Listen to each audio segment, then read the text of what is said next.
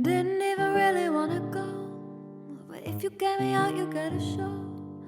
There's so many bodies on the floor, so baby, we should go and add some more.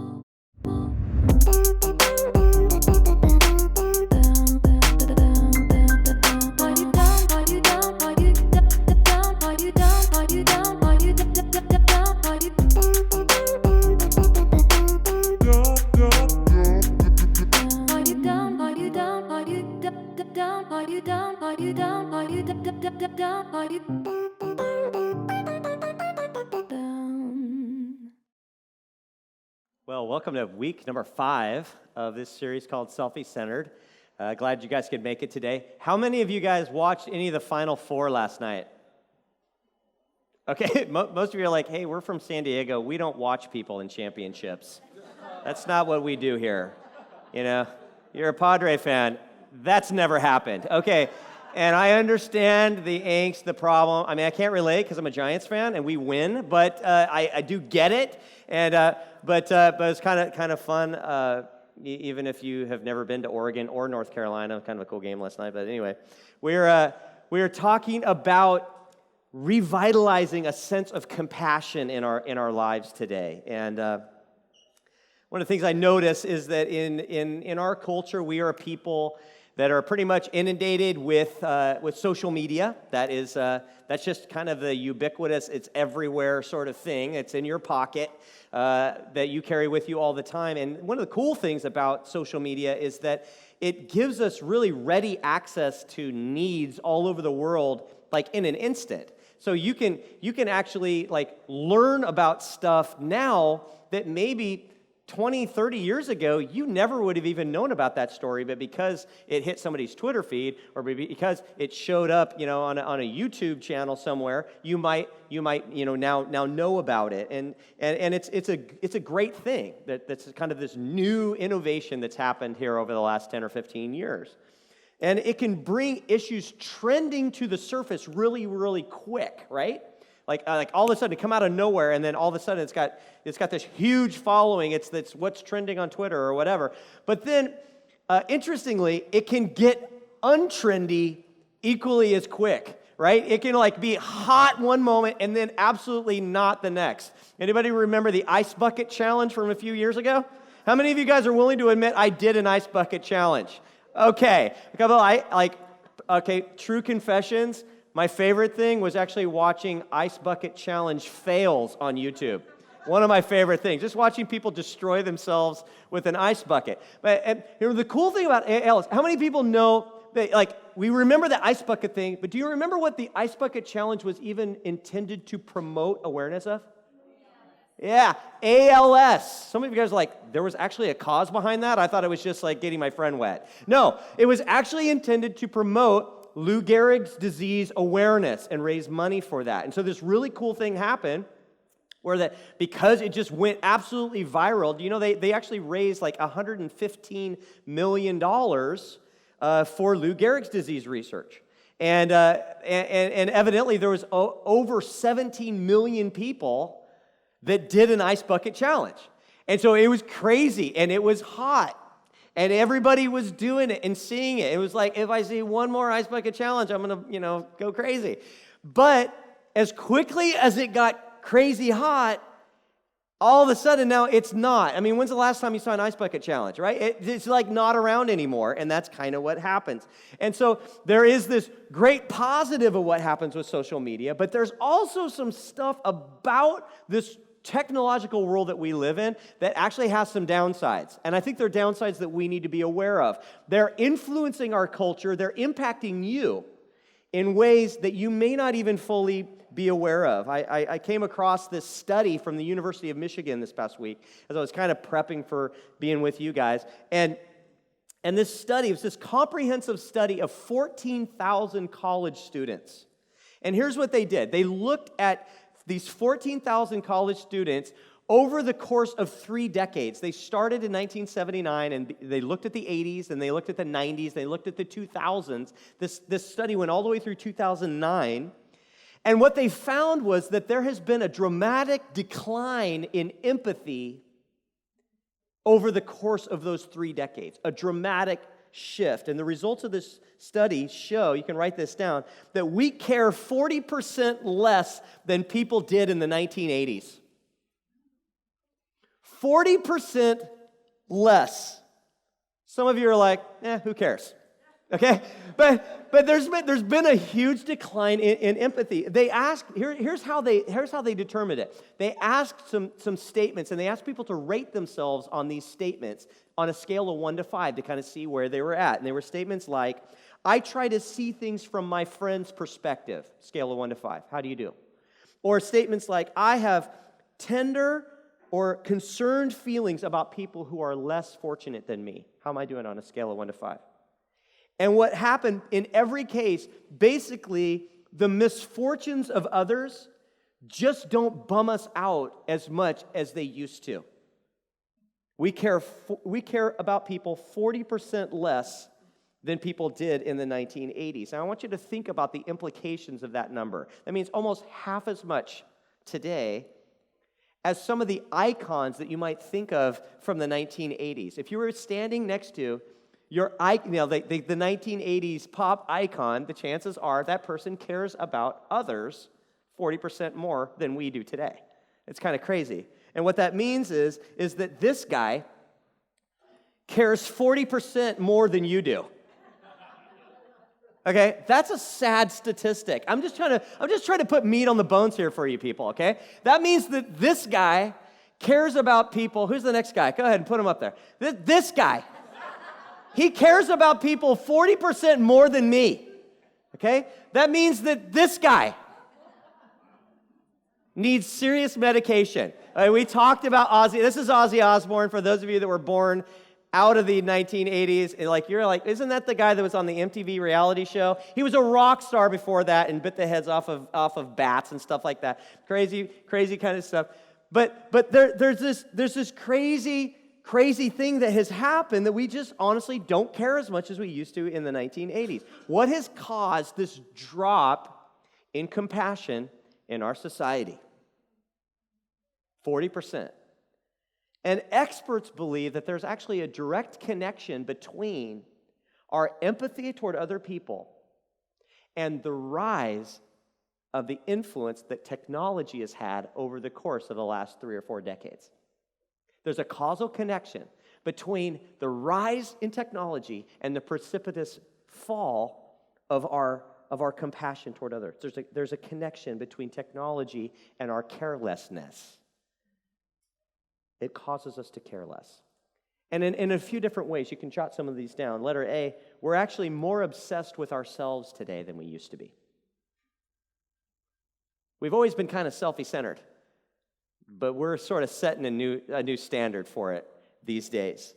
The first photograph that was ever taken in the history of the world was taken in 1826. That means that the history of the photograph is not quite 200 years old. Now, did you know that through virtually all of that 200-year period of time, anybody standing behind a camera would have found it incredibly weird to turn the camera around and take a picture of themselves? That's a new thing, okay? Even the idea of a selfie is a new innovation.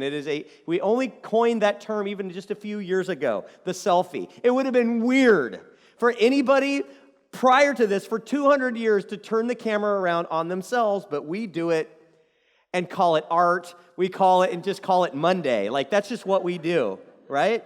And what I've actually found is that research shows that 80% of what we do in social media actually is directly related to us. When I'm on social media, I might be looking at you, but it's not really about you. It's about me. 80% of the time. It's about the things that I want to go look at and I want to go see. It's about my picture that got posted and how many likes did I get? How many comments am I getting? Am I successful? I've got a lot of people following me, or I've only got 4 people following me and I want to go crawl in a hole and die because I'm a social media loser. Okay? This is 80% of what we do in social media is directed toward ourselves. And so there's something that's kind of crazy that happens, and science has actually now shown this, is that because it's about us, What happens when we're oriented toward ourselves in social media is that our brains actually deliver a chemical called dopamine to our brains while we're reflecting on how great we are. And so we are literally kind of getting a legal buzz from the dopamine drip of social media in the moment while we're surfing around. 80% of the time, it's about us. And so what social media is actually teaching us to do is actually be more self-centered. We actually get benefits from being selfie centered. Our brain's telling us that. It's teaching us to do that. Technology has brought about an increasing obsession with our selfie. Letter B. There's a continual exposure to suffering that desensitizes us. Maybe you've felt this way before, but the more pain I see, we're kind of inundated with it, the more pain I see, the harder it is for me to care. It's actually called compassion fatigue, where you're like, I'm supposed to care about this, and I'm supposed to care about that, and I'm supposed to care, we become so inundated by it, we're crushed by it, we actually start caring about none of it. We get overwhelmed by all this data. It's become normal. I actually kicked my son off of the television this week. He was sitting in the living room watching the news by himself, and I wasn't really paying any attention. I was just kind of walking in and out of the room from time to time. But, you hear something sort of going on in the background, and I'm realizing, like, all of a sudden it dawned on me, every story, he's sitting in there just drinking it in.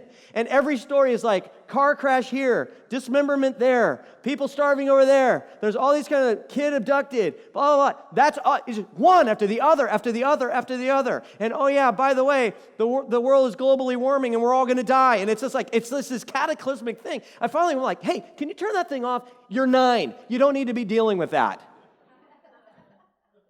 We steep in it all the time. I think a lot of times we don't even realize, like, all that we're doing. You ever feel just like a little bit more anxious after you watch the news? It's like, man, whew, I need a dopamine drip of myself on social media. I think it's why we escape sometimes, because it's just like we get overwhelmed by that stuff.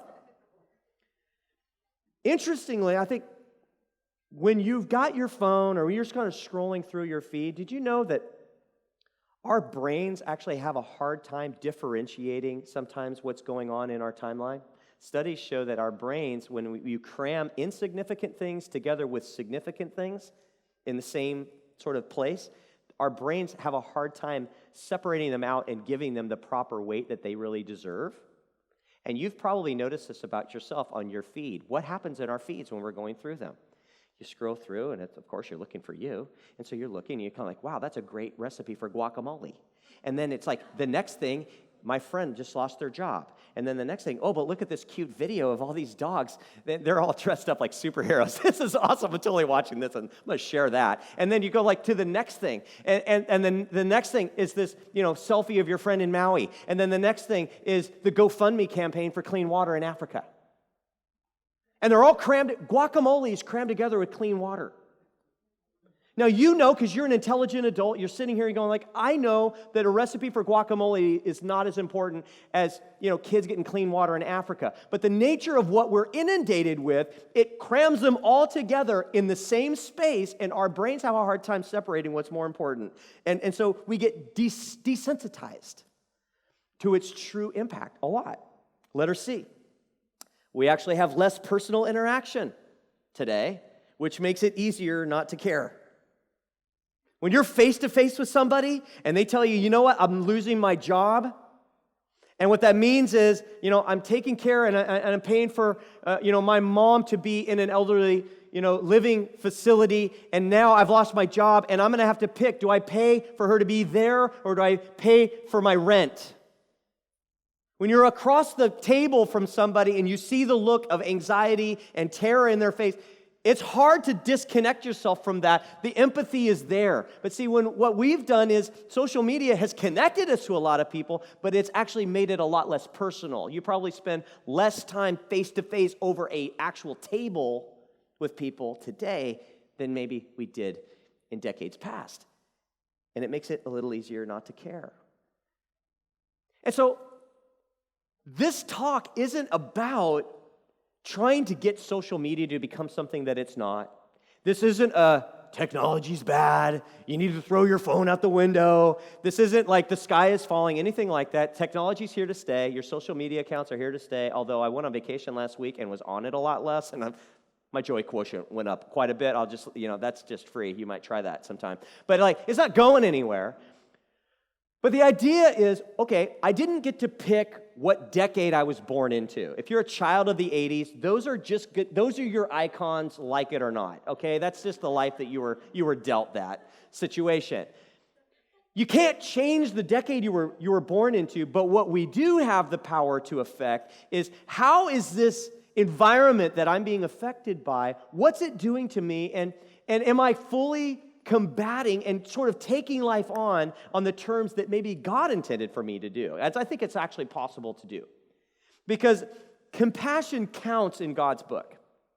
Even though it matters less to us today, 40% so than the 1980s, actually it matters the same to God now. It matters in His book. And so rather than just to sit back and be passively impacted by all of these sort of cultural influences, we all steep in them all the time, I believe that God says we can actually step towards something that's revolutionary. We can counteract some of these negative forces and actually turn them for the good in our life. But here's the truth, and I want you to write this down. True compassion requires and demands action. Compassion isn't shown by how many posts you shared, how many comments you liked. It actually demands action, real life action. Now let me show you some examples of this from the Gospels in the Bible, in the New Testament. In Mark chapter 1, it says that a man with leprosy came and knelt in front of Jesus. Now if you don't know what leprosy is, leprosy was the medical scourge of its day. It was the worst, most reviled disease that you could possibly get, okay? Leprosy. It would be like getting Ebola or something. Okay? He came with leprosy, and he kneels down in front of Jesus, begging to be healed. He said this, he said, "If you're willing, you can heal me and make me clean." Now look into verse 41, it says, moved with compassion, Jesus reached out and touched him. "I am willing," he said, "be healed." Matthew chapter 14, verse 14, it says, when Jesus landed and saw a large crowd, he had compassion on them, and he healed their sick. This is showing, this is just a couple of examples, there's scores of them, is that if you were walking the planet, when Jesus was walking the planet, you were hanging out with him, what you would have encountered was a God who was moved by compassion for people. He really dug people. And he was moved in his compassion. If you seek out a relationship with him today, what you're going to be drawn toward is a relationship with a God who really digs people and who really is moved, continues to be moved by compassion. If you're close to Jesus, like him, you're going to be moved by compassion. That's the real him. Okay? And it reveals to us the real identity of Jesus. It's not somebody's made-up version of who he is. This is out of his own words how he responded to people who were in need. And so I want to give you 3 points of application today. Stuff I think that you can wrestle with this week about what it looks like when compassion moves into action. The first one is this. Compassion interrupts me. It interrupts my day. This happened to Jesus on a regular basis. He was regularly interrupted by need. And watch how he responds in Luke chapter 8. It says, now when Jesus returned, a crowd welcomed him, for they were all expecting him. Now, I'll stop right there just for a second, just so you know. Jesus is coming home. They're throwing Jesus a party. He had a plan. He was expected. They're they're throwing a shindig for him. But watch what happens. He actually gets interrupted by what his plan for his day actually was. In verse 41, it says, then a man named Jairus, a synagogue leader, came and fell at Jesus' feet, pleading with him to come to his house because his only daughter, a girl of about 12, was dying. Jesus is at a party for himself, thrown in his honor, and a man who has a sick daughter, a 12-year-old daughter who's on her deathbed, comes and said, will you come, please, and heal my daughter? And Jesus immediately stands up and goes and responds. It's like, party over, time for me to go. and heal this little girl. And so it says, as Jesus was on his way, the crowds almost crushed him. And a woman was there who had been subject to bleeding for 12 years. She was a hemophiliac. But no one could heal her. And she came up behind him and touched the edge of his cloak, and immediately her bleeding stopped. So Jesus is interrupted from his party. He goes to heal a 12-year-old little girl who's on her deathbed. While he's on his way to go do that, he's interrupted again by a woman who's been bleeding for 12 years and no one's been able to help her. And she reaches and just touches the garment that he's wearing, and she's immediately healed. What Jesus demonstrates is that his routine and his day, his schedule, his day planner is always subject to interruption, and he's up for it. This stands in stark contrast to me most of the time. Because I get annoyed when my day gets interrupted. Do you?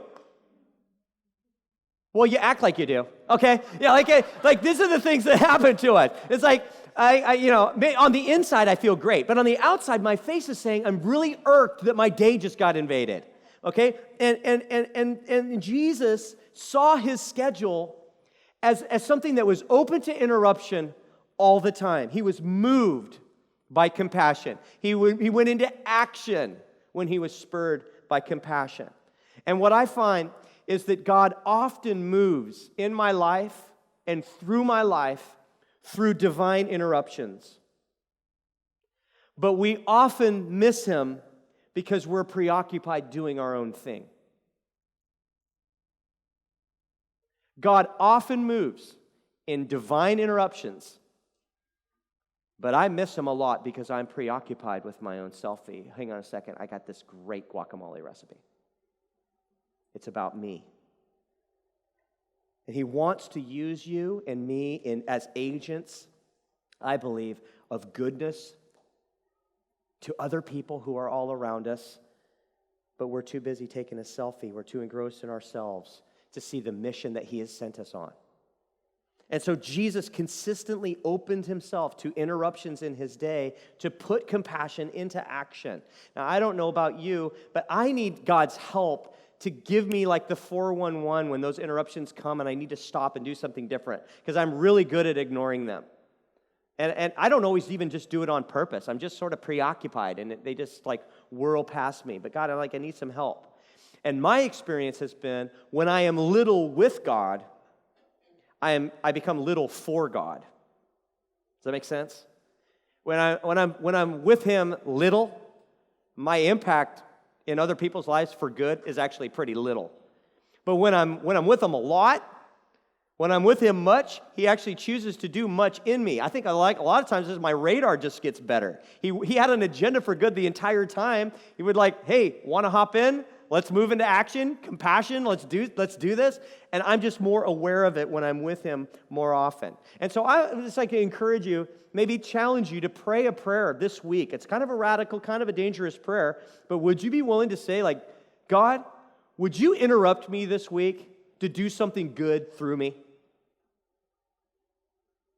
Interrupt, surprise me at some point. I promise I won't get mad because my day planner got screwed up. God, I give you the permission to interrupt me, to do something compassionate to somebody else, a person that you really love. It'll rock your world. Compassion interrupts me. Number 2, compassion costs me.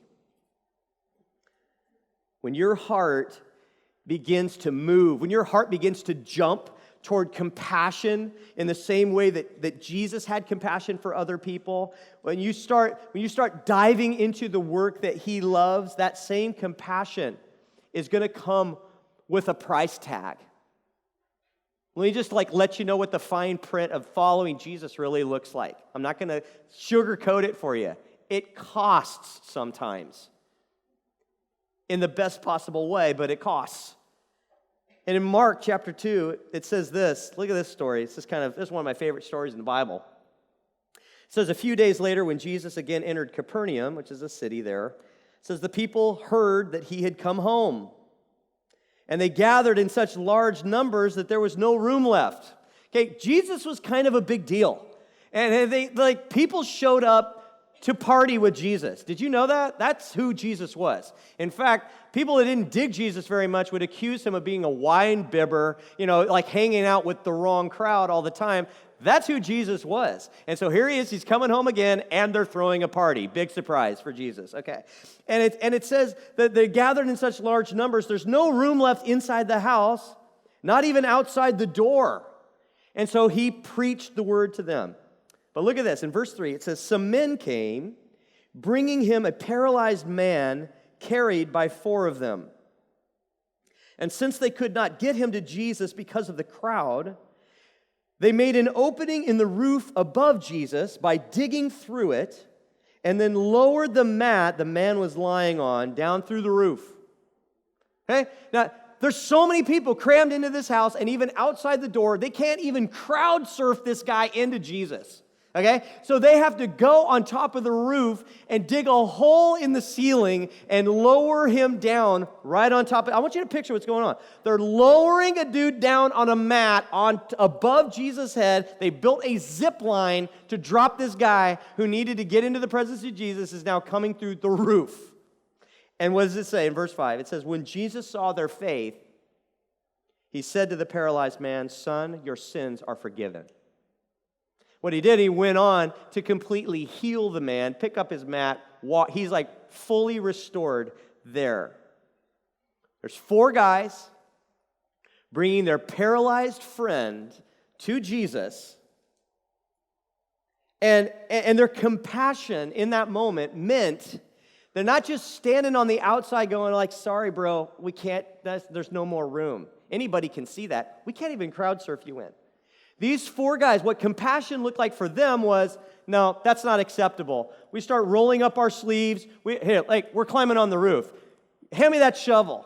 And they start literally chipping a hole in the ceiling of this house to lower the zip line down so this guy can come and get in the presence of Jesus. It cost them. It cost them some effort. It probably cost them some splinters in their hands. It caused them to risk. This was not an OSHA-compliant plan. This was a risky insurance, out the window kind of plan to get him into the presence of Jesus. But I'll tell you something, this compassion that's on display here costs somebody else something too. And it's a person, may not jump out at you at first glance. In fact, the person's not even in this story per se. They're not referred to in the story. But you know who the guy that paid the biggest cost financially for this compassion was? The guy who owned the house. There was a dude that owned the house. They'd invited Jesus over. They're throwing a big party, right?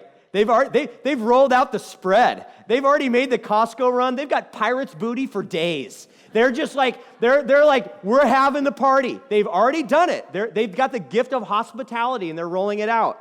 And now, all of a sudden, it's not just about the Costco bill, because now some dudes are ripping a hole in the ceiling. Okay? That's expensive. I just want to let you know that in order for that man to experience a compassionate action, in order to get in the presence of Jesus, somebody was going to be making a Home Depot run later to fix the roof.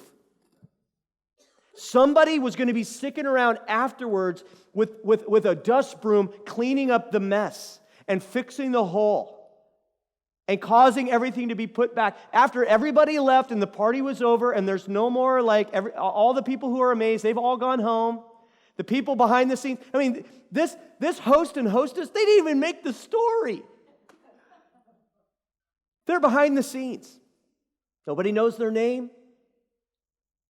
But you know what? If you're a follower of Jesus, one of these days, you go walking into God's presence in heaven, I guarantee you at some point, you're going to be hanging out, you're going to be leaning up against a golden post at some point, and who's going to walk by you? The dude that owned the house with the roof. He's going to be like, that was totally me. You didn't know that was me. It cost him something. And it will cost you too.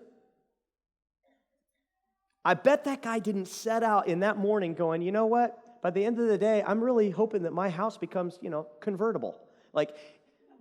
That's not what he thought. He got interrupted. And it cost him something. Somebody was faithful. Somebody invested. Somebody wrote a check. Somebody made a Home Depot run. Somebody did something that wasn't really glorious and put your name up in lights. They just served. They put compassion into action. And Jesus did something remarkable in them and through them. And so compassion, I really believe this. True compassion, it requires action, okay? The friends on the zip line, they delivered it. The dude making the Home Depot run, he delivered it. Compassion costs something. And I got to be honest with you, this story is a huge challenge to me personally because it makes me ask myself the question, what am I personally prepared to do in order to see one of my friends come into the presence of Jesus? They're paralyzed. They really need a touch from Jesus. I've already received that. I already know for a fact what it is to walk in the joy of the Lord. Like, I've experienced who he is. My friend's paralyzed still. What am I prepared to do? Am I going to hop up on the roof and dig a hole in the ceiling? Am I willing to make a Home Depot run? Am I willing to invest my life without any reference to me in the story at all? Nobody's going to think I'm a big deal. They won't even know my name. What am I willing to do to bring somebody into the presence of Jesus in that way? What are you willing to do? I've got an awesome opportunity. I think for some of you, I've got a great roll-up-your-sleeves opportunity today. Today at Center Church, we're serving lunch to 1,000 homeless men, women, and children right after this service. We prepared 1,000 lunches in the service preceding this one. And in this one, when you walk out these doors, we're literally going to go and serve lunch to 1,000 people. It's going to be really, really cool. But it's going to cost you something.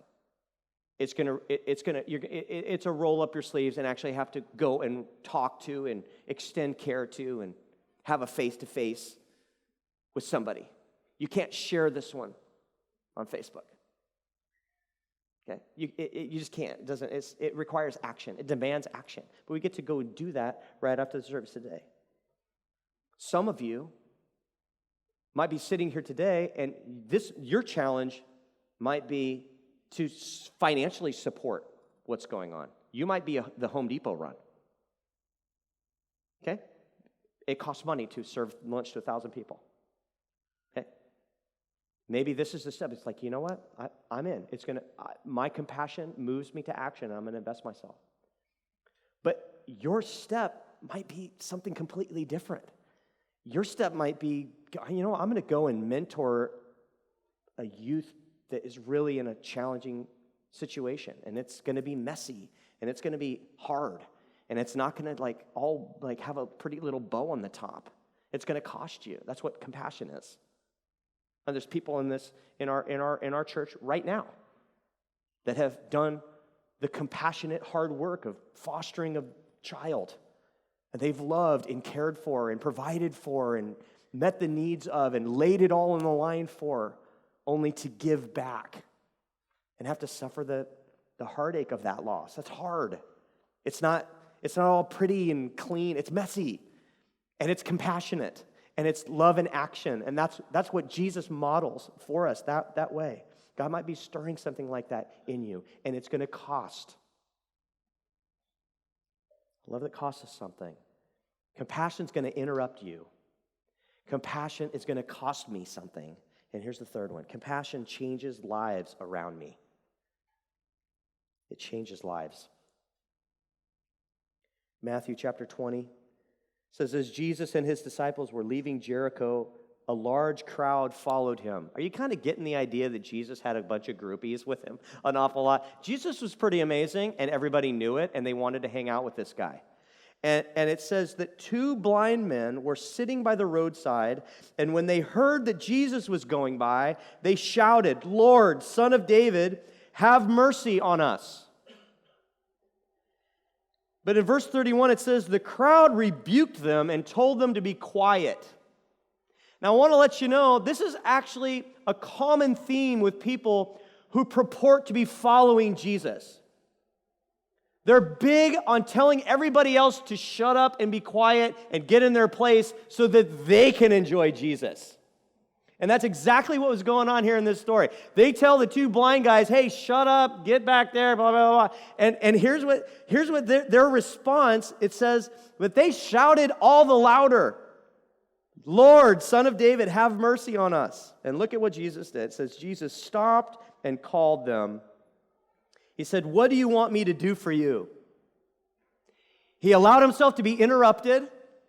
What he basically said right here, what do you want me to do for you? I recognize it's about to cost me something. How should I make out the check? This was Jesus' response. What do you want me to do for you, he asked. Verse 33, Lord, they answered, we want our sight. And Jesus had compassion on them, and he touched their eyes. Immediately they received their sight, and they followed him. What I want you to see here is that when we approach Jesus, paralyzed, blinded, needy, all these other things, Jesus stands ready to be interrupted in his day to expend himself on our behalf and actually change a life. He calls us into the exact same life with him, to be interrupted in our day, to pay a cost to somebody who really needs to hear and really needs to experience the presence of who he is, the goodness of who he is. And when that happens, something changes, something transforms. Lives are changed in the instant. Jesus literally healed their sight on the spot. But there's another change, another transformation that's happening here. It says it right there at the very end. It says, immediately they received their sight and they followed him. There was a change not only for the day, there was a change forever. I'm gonna come and I'm gonna follow after this guy who just did this remarkable thing in my life. That's the story of a lot of us who are followers of Jesus to this day. A lot of things that we don't know, a lot of answers to questions about the universe that we do not understand. I'm confused by many, many things. But I tell you what, I have been touched by God, I have been healed by him, and in the following of him, what I've experienced is not just a change in the moment, I get changed for all of eternity. That's the promise that Jesus offers to us, not just a change for this life, change for the next. And compassion has a way of communicating that in a very powerful way. What happened is that these guys became open to the story of Jesus after they had experienced the goodness of Jesus. That's so key that we understand that. It is the goodness of God that draws us to life change in him. One of the things that we say around here is that it's a good deed establishes goodwill, and it makes a way for the good news. People don't care what your good news is until they've actually experienced a good deed. You've established a little rapport. You've actually set the framework so that they can enjoy who God really is.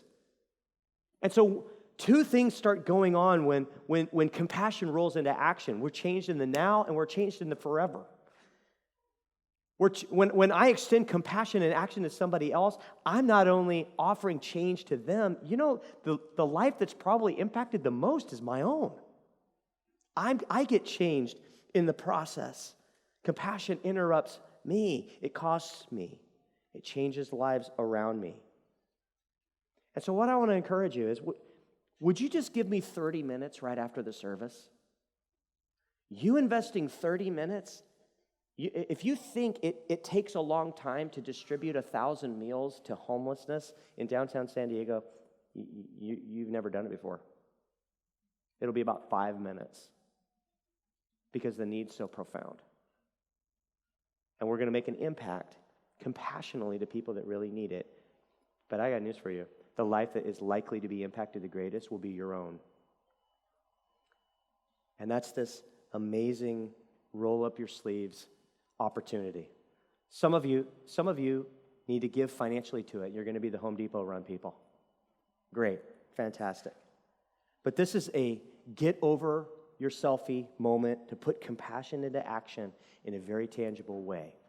And if you'd be willing to open your heart to God and just say, it's a dangerous prayer. God, I'm willing for you, interrupt my week. interrupt my right now. Interrupt my Sunday schedule. Interrupt me in this very moment. I'm willing to invest myself and roll up my sleeves. I'll make a Home Depot run real quick. And let your compassion move into action through my life. Their life's going to be changed.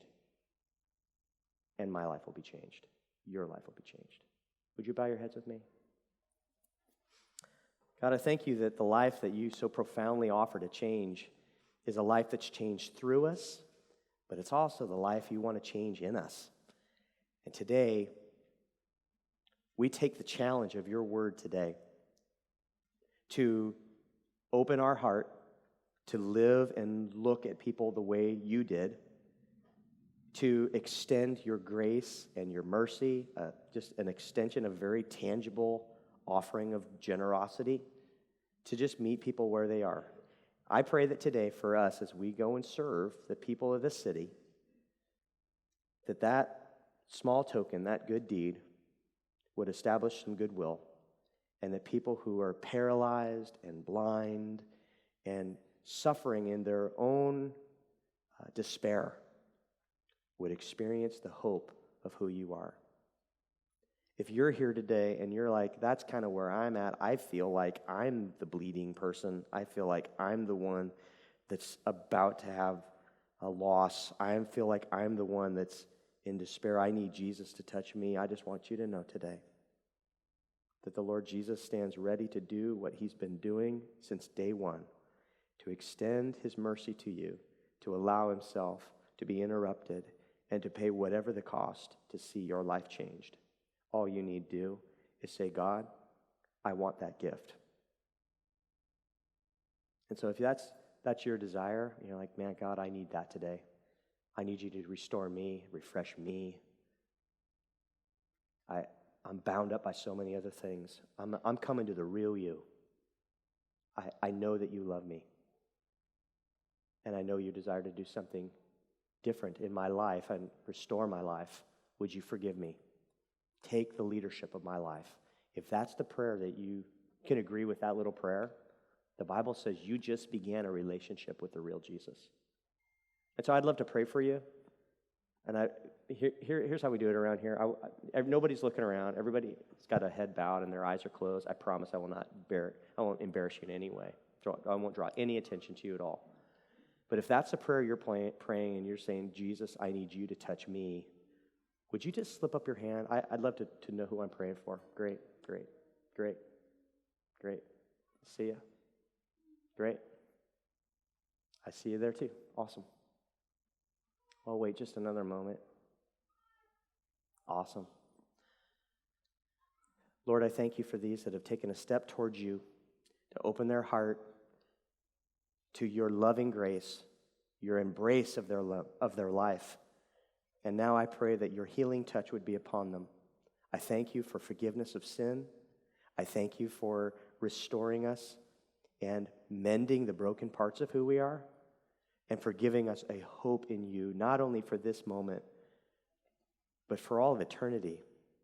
You have set aside for us a place to be in relationship with you forever. And so I thank you today for these that have taken that step across that line. God, I pray a blessing upon them. And for the rest of us, Lord, as we walk out these doors today, I pray that you would give us an installment of your hope and power. Help us to go serve the city that you love with the joy of the Lord, and with that good deed, establish some goodwill and make a way for the good news. In Jesus' name, amen.